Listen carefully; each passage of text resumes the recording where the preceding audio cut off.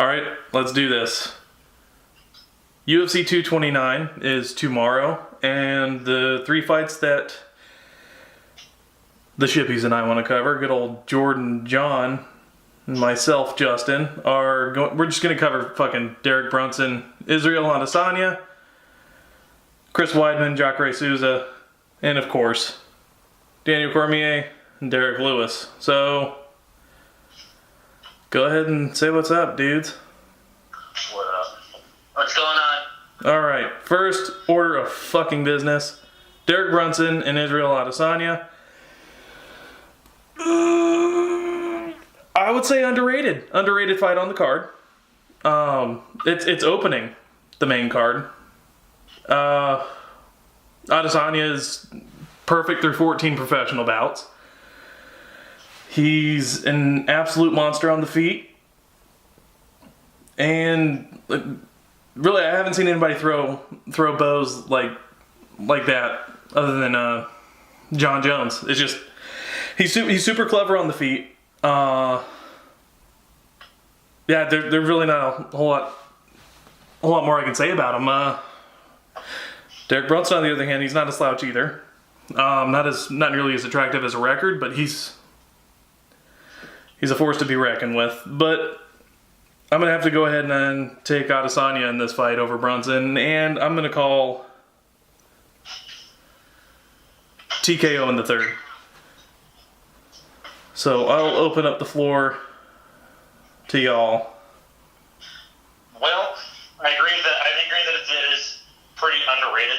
This is monumental shit. Anytime you talk about people coming up through the division, brand new people who are going to seriously change the sport, you can't really have that conversation without talking about somebody like Israel Adesanya. He's a superstar. I think he's really going to shape up that division. He's going to more than likely make it to the top. So I agree. I think you might be watching one of the best fighters in their early days, and I agree. I like a TKO. Honestly, I think he gets it done faster if Derrick Brunson doesn't really have that much of a chin. And I think Israel Adesanya is just such a creative striker that I think he gets it done better than that. Okay, what round do you think? Second, maybe first or second, because, yeah. Yeah, no, I agree 100%.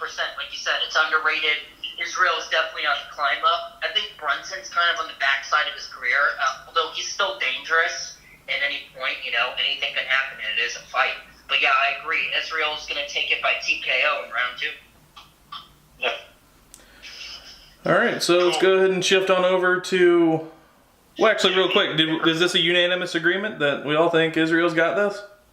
Yeah, I think Israel's going to definitely pound the tar out of Derrick Brunson's good. I just don't think he's Israel Adesanya good. Yeah, I think Israel Adesanya is the future of that division for sure. Right.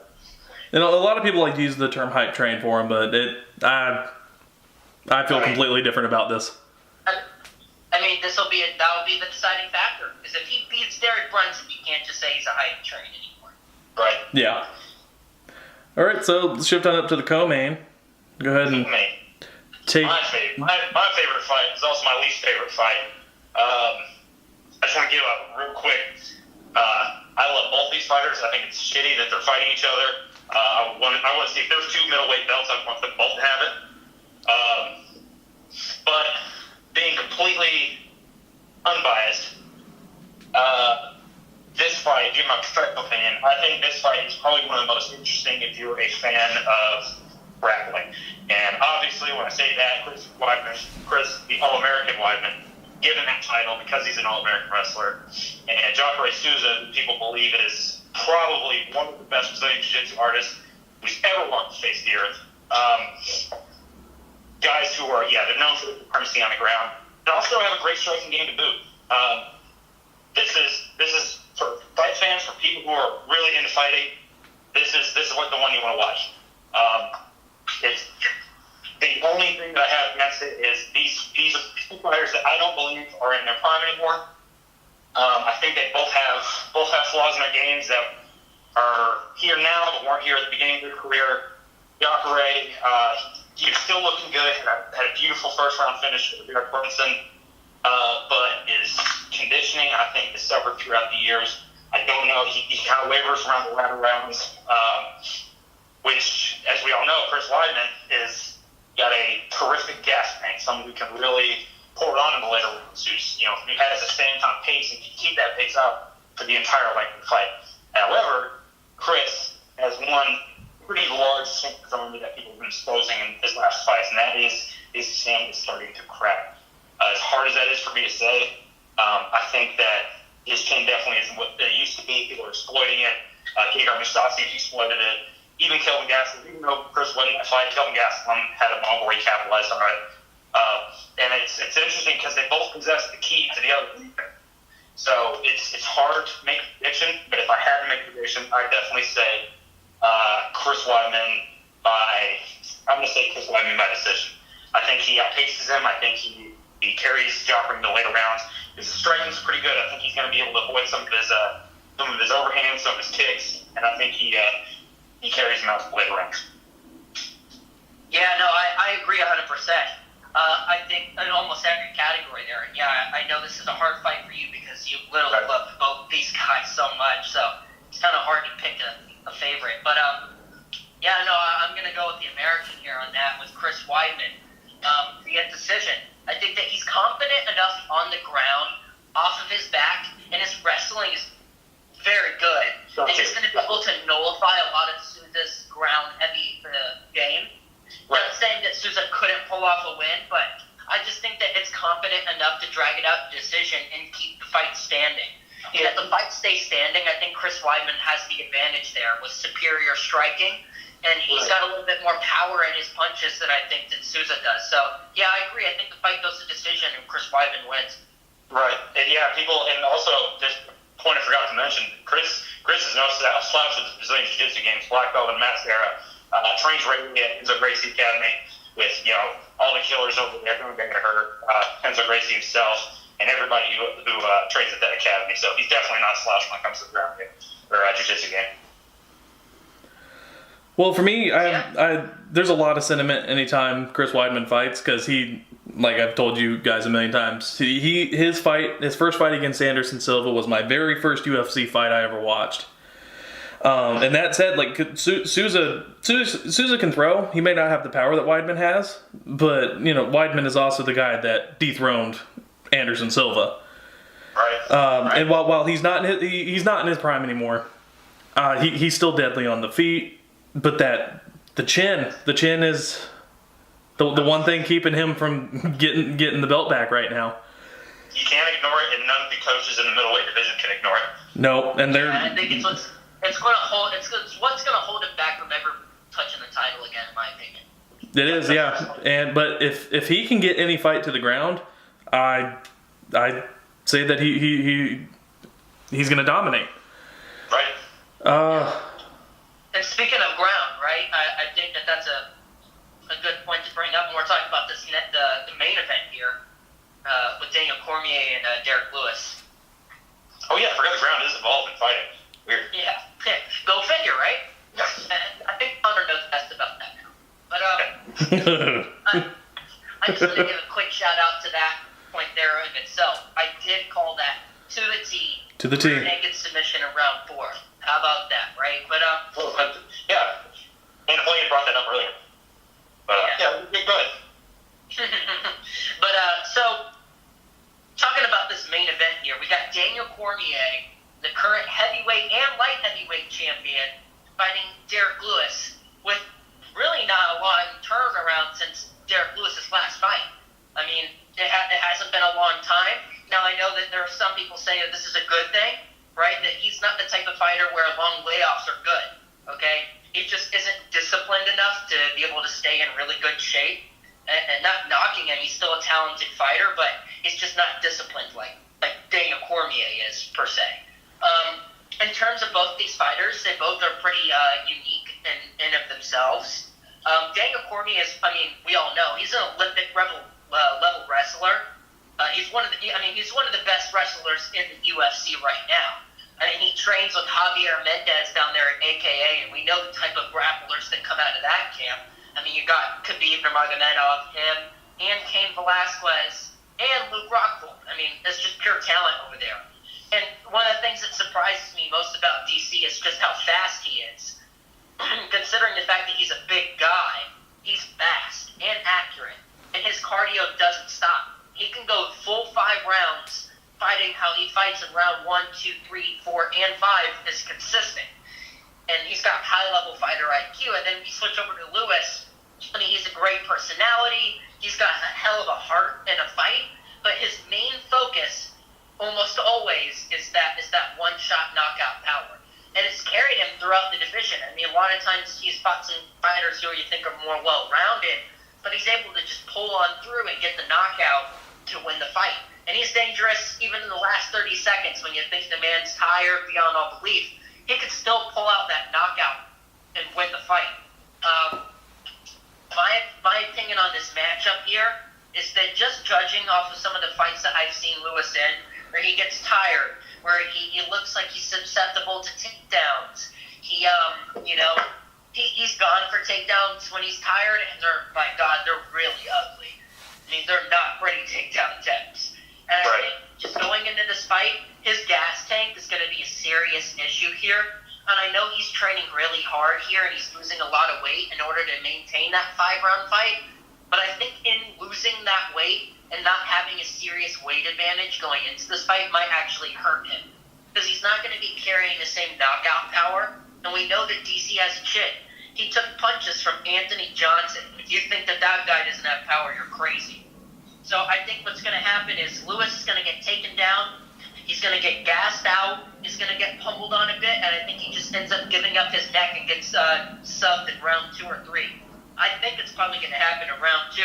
The submission of round 2, and still by Daniel Cormier. It's not impossible. I'm seeing something more on the striking edge. I think they takes him down. Probably round 2. He might DC might still a couple shots. Probably nothing big. Takes him down, and I think he just pummels him on the ground. I think he just beats him, for lack of a better term. Yeah, that's an interesting point though. I like what you said about fighter IQ in that division, because I mean, being completely fair, that if you compare the heavyweight divisions to the rest of divisions, fighter IQ is probably something that's the best from everybody else. That's probably one of the biggest factors in that division, because everybody has knockout power in that division. Everybody's got serious strength in that division.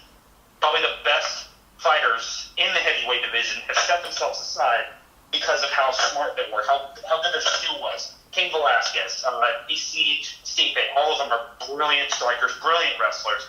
And I think that skill has carried them as far as they've come. And I agree. I think there's only like a 10-pound difference right now. I think DC weighted at 250 something, which is crazy. There isn't much of a weight differential now. And you're right that we haven't seen Derrick Lewis go from 1 month to 1 month fight. So, we saw what that did to what was his name? Can't think of his name. Francis Ngannou. Whenever he had a 1 month layoff, we saw just how drastically his performance was affected by it. And I think, like you said, the fighter IQ separates people, and I just don't think Lewis has it. Right. But I think that he's been 265 now for a month, and he's obviously bigger than that. So I think that's going to play a little bit of a role in his performance. So we'll have to see. I'm saying TKO, ground and pound by maybe round 4, round 3. So you've got DC winning by TKO in round 4 or 3? Yes. Specifically, though, he takes him down and he starts beating on it from either full mount or with side control. Yeah. Okay. What about you, Justin? There's a lot of speculation that a lot of people are gonna point out that this could be like another Stipe Ngannou fight. One key difference that we've seen, we have hindsight, is that there's no hype train behind Derrick Lewis. Like it was almost like it was a slow incline. He's got 5 losses under his belt compared to the 1 that Ngannou had. And the ego is not a problem with Derrick Lewis. He's extremely humble. And personality isn't on the line. And he has shown that he can get off the ground, which Ngannou was not able to do against Stipe. True. So Daniel Cormier, he's got the weight, but he doesn't have the size that a lot of heavyweights do. True. In terms of wrestling. However, I still do think Daniel Cormier is going to win the fight, but I'm going to go ahead and be the wild card and say he's going to knock him out on the feet round 3. All right. Okay. That's certainly possible. That's very possible. I mean, nobody predicted Daniel Cormier would get a first-round knockout on Stipe Miocic. So. DC predicted it. He said how he was going to do it. Yeah, no, that's not a lie. Yeah, the one person who DC was going to win was DC. He said, yeah, when you break from the clinch, there's a hole, and I'm going to find it. Yep. And he did. And so, yeah, no, I definitely think it can happen. I mean, I thought that was a good point you brought up. Derrick Lewis is pretty decent at getting off his back. I just don't think he's going to be able to do it against someone with the talent of Daniel Cormier on the ground. I just don't think he's ever fought anybody that had a wrestling game as dominating as Daniel Cormier is. Yes. And it's also not like he's like Derrick Lewis is a Stipe Miocic where he might have the same weight as DC, but a little differently. No, Derrick Lewis is essentially a taller version of DC in terms of body weight. Yes. So that is going to play a factor. It is essentially like he's fighting a bigger DC. He's not fighting someone like Stipe. He's not a lanky actually. He's fighting very, very well built. Very stocky. Exactly, and I think one of the most interesting things from this fight, besides just fight aspect, is that walking away from this fight, Derrick Lewis has really nothing to lose. I mean, even if he loses this fight, okay, everybody's already pretty much out anyway, okay? So it would just be an expectation kind of thing, and he's already gained a lot of fame.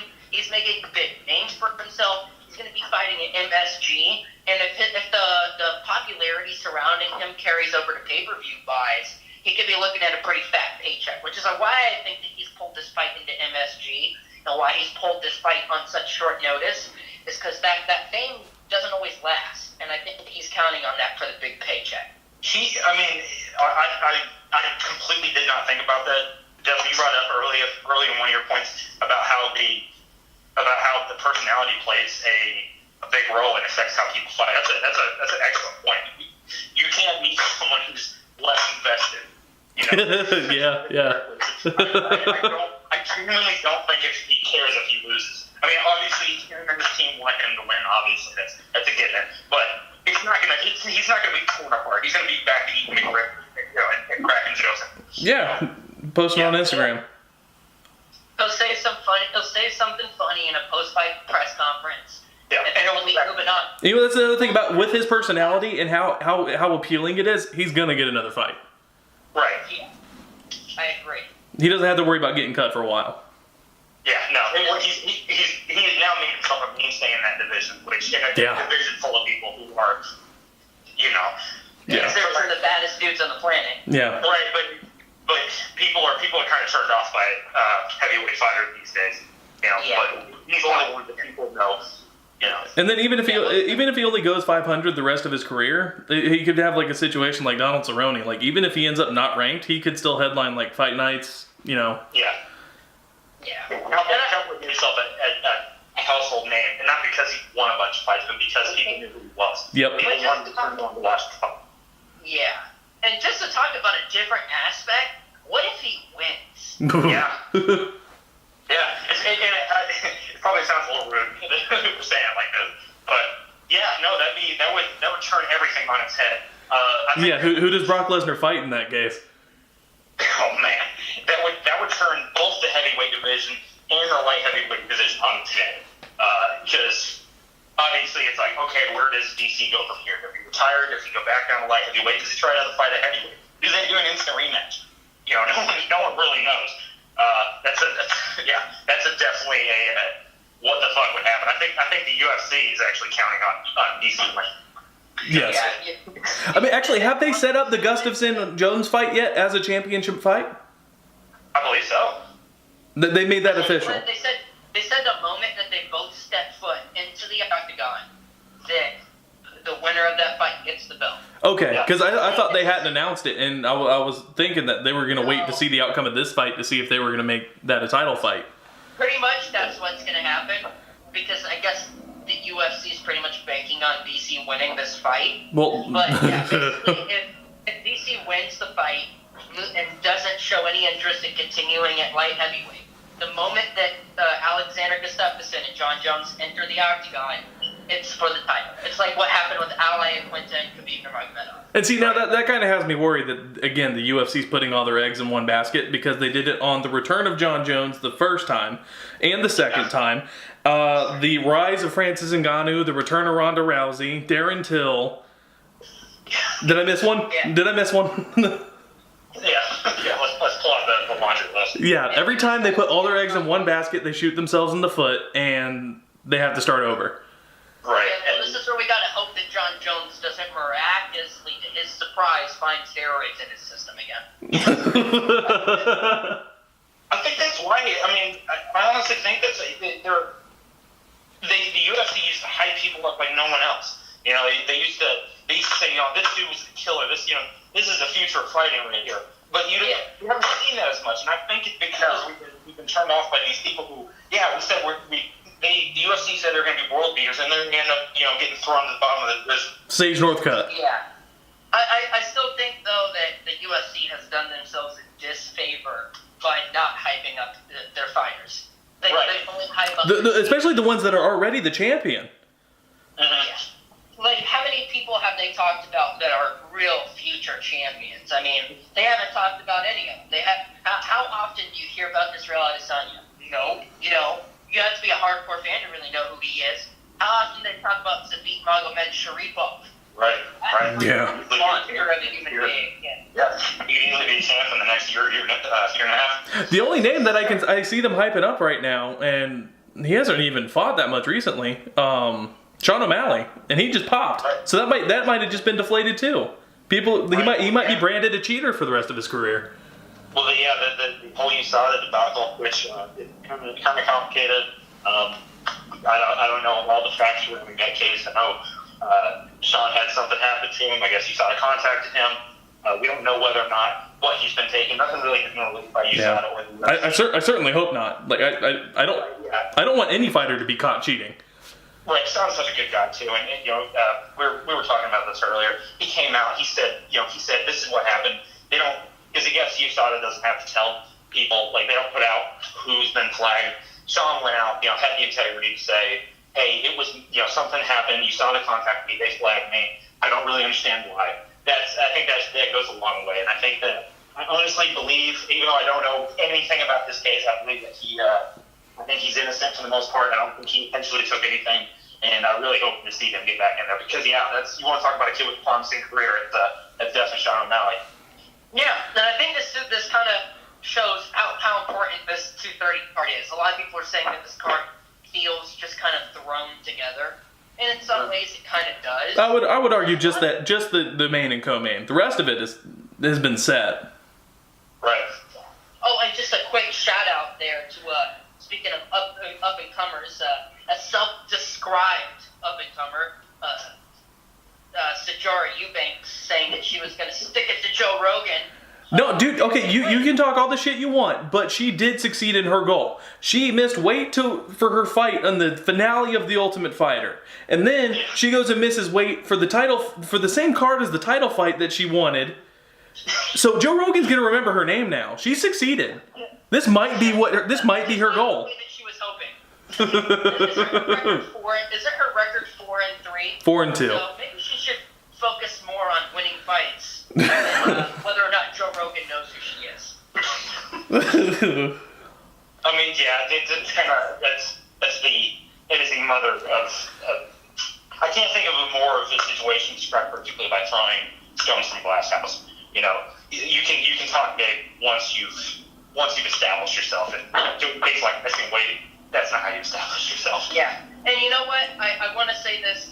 She should count herself so damn lucky that she's not getting the fight that she wanted.